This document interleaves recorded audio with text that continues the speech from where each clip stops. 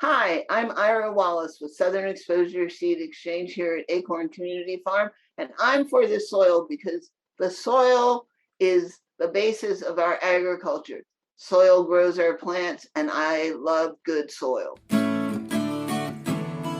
Here we go with another episode of For the Soil, a conversation. I'm your host, Jeff Ishii. My co-host, Eric Benfelt, and Mary Sketch Bryant will be joining us in just a couple of moments, and we've got an exciting topic, especially for the middle of winter. We're going to talk about flower farming and how flower farmers in Virginia are paying attention to healthy soils. That's all coming up on today's podcast. But first, I wanted to briefly remind you of a very important event coming up on February the 18th. It'll be in the Shenandoah Valley at the Rockingham County Fairgrounds. That's in Harrisonburg, Virginia.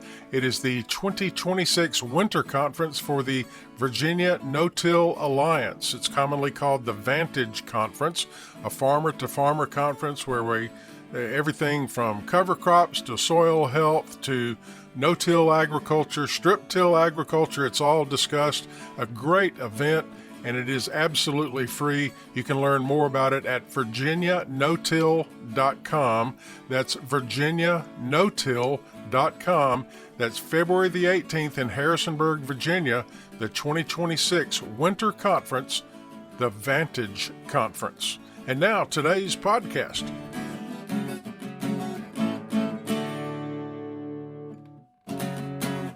Welcome, everyone, to yet another episode of For the Soil, a conversation. We're well into our hundreds now.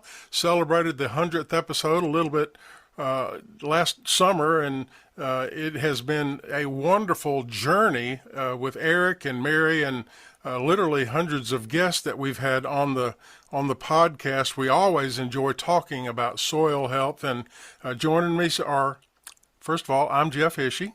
I'm your host.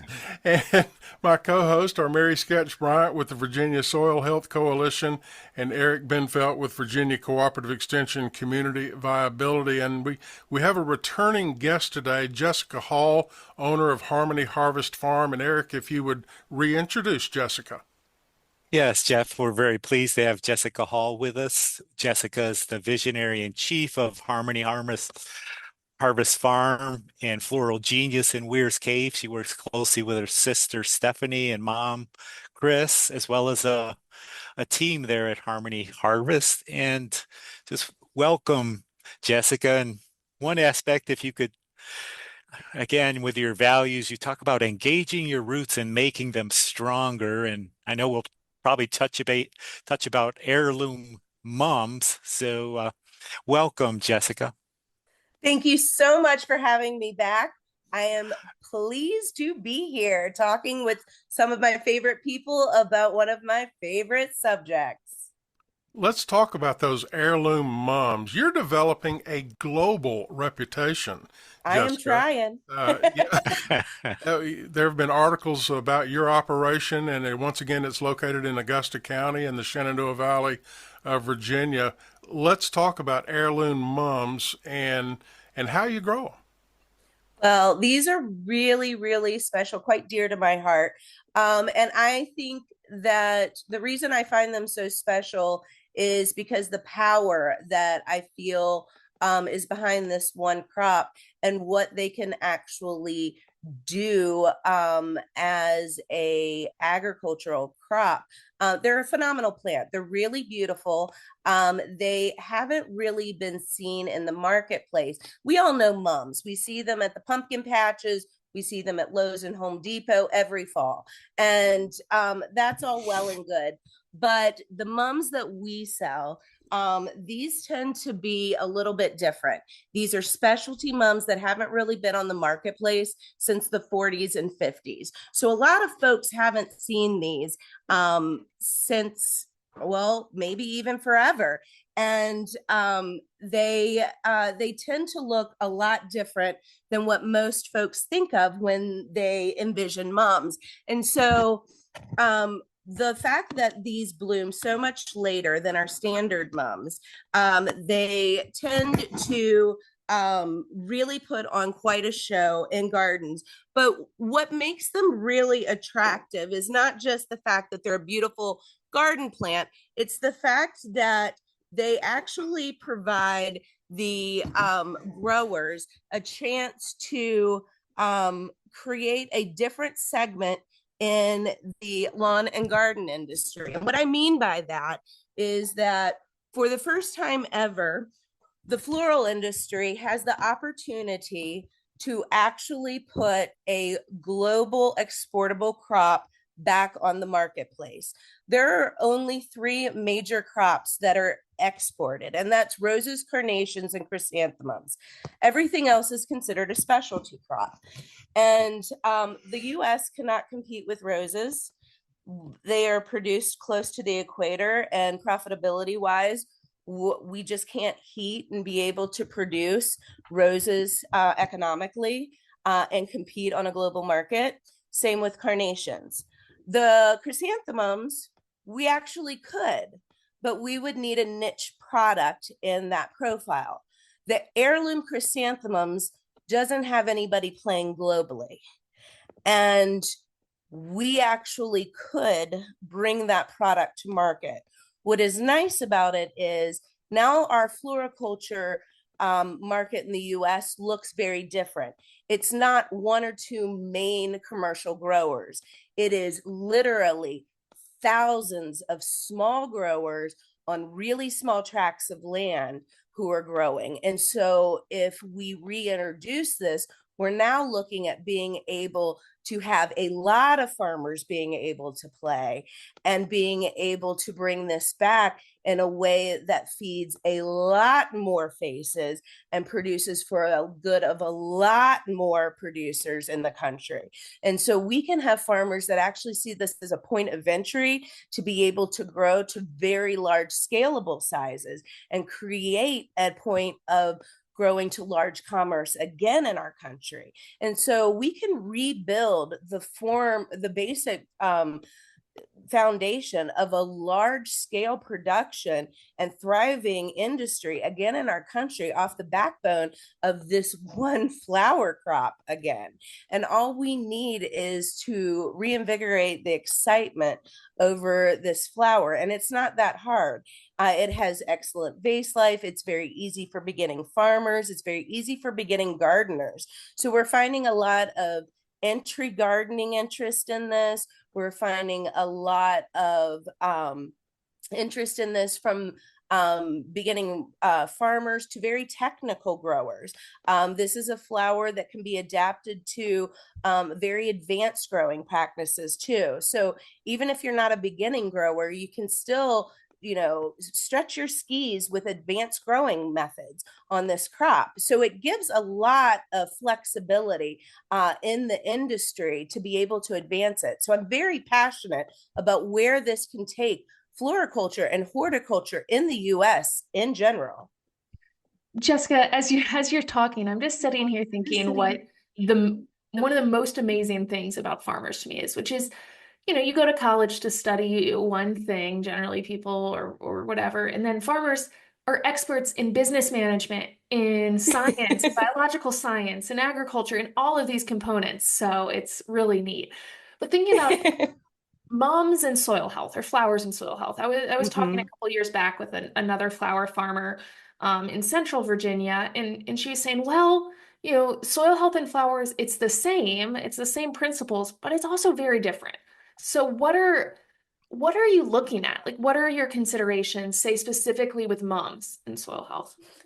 So a lot of things that we're looking at in the soil health for the chrysanthemums, I really watch a lot of my calcium levels in the soil with the mums. We're watching our nitrogen, phosphorus, a lot of the normal things. Magnesium is another one that I'm watching my profile levels of, just to make sure that I'm not going to end up with brittle stems. For the most part, those are the main things that I'm really watching, is going to be my magnesium levels on them and my calcium levels.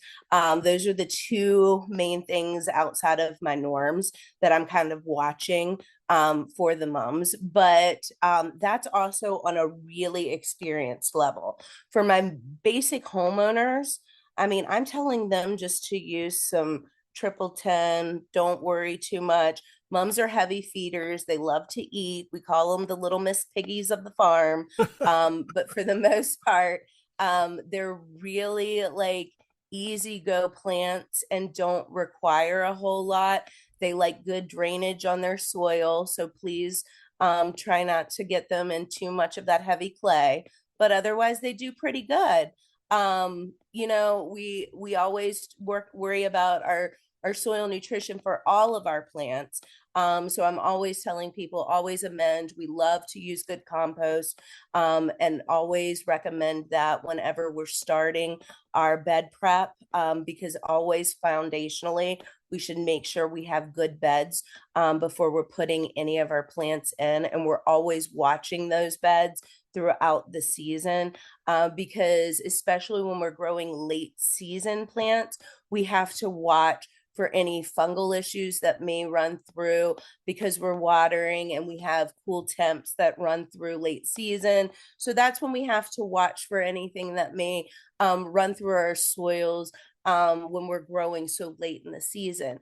But honestly, if you've really been mindful and have watched and set yourself up on the front side of the season, well, you should have very minimal management when you're in full bloom in the tail end of your late season. You're listening to For the Soil, a conversation, and our special guest today is Jessica Hall. She is the owner of Harmony Harvest Farm in Weir's Cave, Virginia. That's in the central Shenandoah Valley. And once again, I want to remind our listeners of the web address. You can learn all about this very unique operation. It's hhfshop.com. That stands for Harmony Harvest Farm. That's hhfshop.com. I wanted to ask you about leaves. You mentioned in the first episode, and I'll remind our listeners, if you missed that episode, just go to forthesoil.org or any of your Spreaker or Apple podcast platforms, and you'll find that episode number 1. But you mentioned that you go to the landfill and get bags of leaves, bring them back to your 20-acre cut flower farm. What happens at that point? Oh my gosh. Well, the first thing we do is we unbag all those leaves, because the worst thing for the leaves is to be in the bag.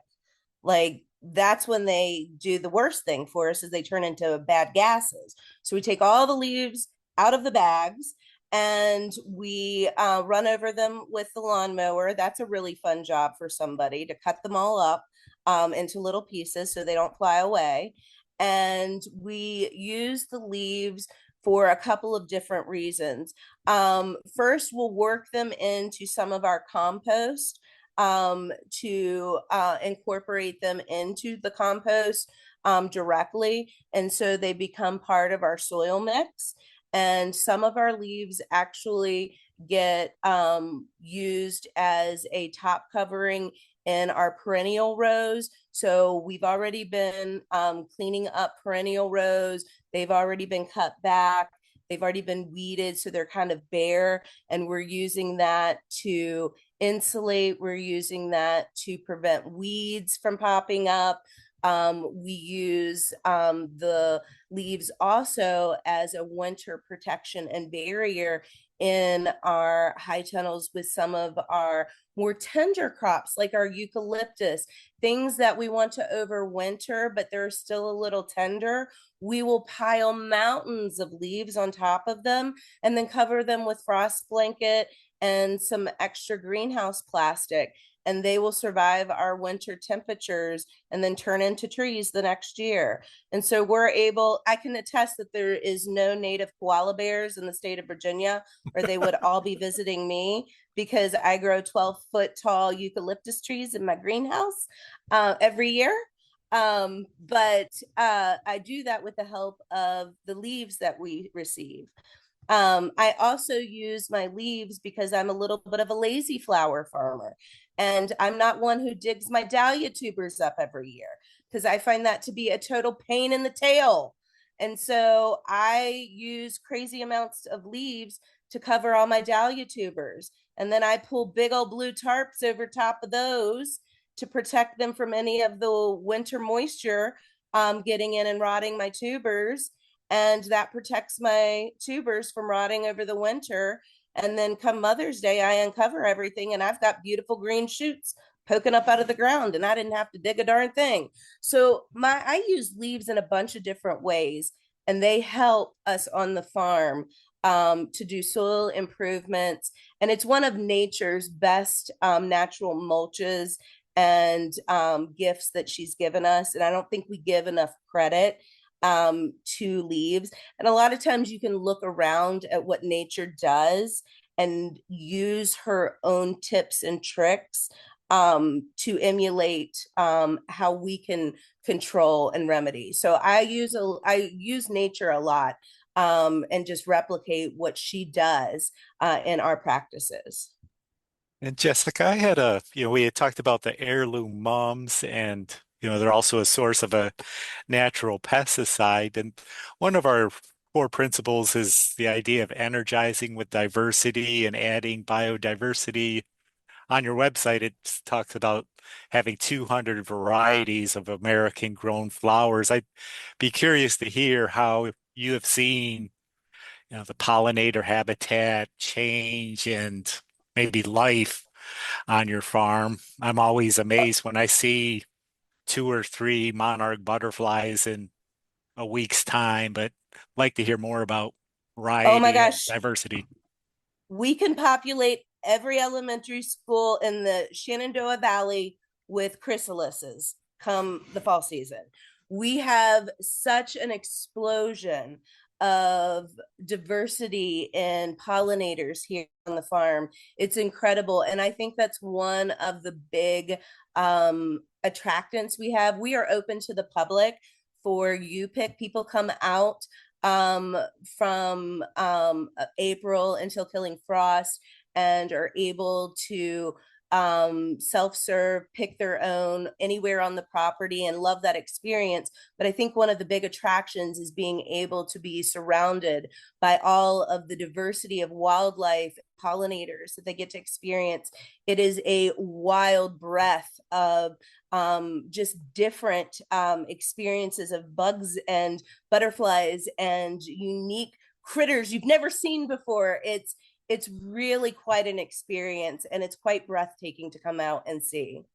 Well, unfortunately, our time is up. We've been visiting with Jessica Hall, owner of the Harmony Harvest Farm. And once again, that web address is hhfshop.com. That's for Harmony Harvest Farm, hhfshop.com, and there you'll see what exactly they do, a very unique operation. And Jessica, we want to thank you for sharing soil management techniques and a lot about what you do there in Augusta County, Virginia. Thank you for joining us. Absolutely. It's been my pleasure. Eric and Mary, we'll catch y'all in the next one. Yeah, thank you all. Thank you both. For the Soil, a Conversation is made possible with funding support from the National Fish and Wildlife Foundation and the Agua Fund. Other partners include the USDA's Natural Resources Conservation Service, Virginia Cooperative Extension, Virginia State University, Virginia Department of Conservation and Recreation, and partners of the Virginia Soil Health Coalition. Views expressed on this podcast are those of each individual guest. To download a copy of this or any other episode, visit the website forthesoil.org. That's the digit 4, thesoil.org. And if you have a specific question about soil health, call your local extension office, your local USDA service center, or a Soil and Water Conservation District office. Music used during today's program was provided courtesy of the Flip Charts, all rights reserved. For the Soil, a Conversation is produced by On the Farm Radio in collaboration with Virginia Tech. I'm your host, Jeff Ishii.